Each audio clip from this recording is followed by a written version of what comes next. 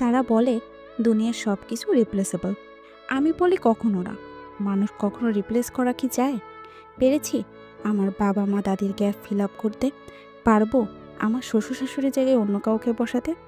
সবচেয়ে যত্নশীল, smart, kind hearted পুরুষদের নিয়ে একটি টিম গঠন করে পাঠিয়ে দিলেও কি বর ছাড়া আমার হার্ট অন্য কারোর জন্য এভাবে বিট করবে?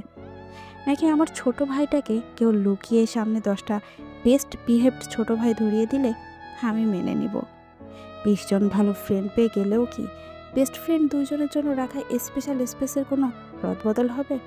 ট্রাস্ট মি, চিনেবাদামের মতো ভেঙে যাদেরকে ভেতরটা দেখানো লাগে না, তাদের রিপ্লেসমেন্ট হয় না, হবেও না কোনো দিন। একবার তারা হারিয়ে গেলে তাদের ফেলে যাওয়া কিছু সময়ের টুকরো শুধু ছড়িয়ে থাকে আমাদের সারা জীবন জুড়ে। সূর্যের মতো সোনার কাঠি ছুঁয়ে দিয়ে যারা আমাদের ভালো রাখেন, তাদের শূন্যস্থান আমরা কোন আলো দিয়ে পূরণ করি বলুন তো? তাই স্মৃতি হয়ে যাওয়ার আগেই প্রীতি নামক সুগন্ধি দিয়ে আপন মানুষদের মুড়িয়ে রাখতে হয় হৃদয়ে।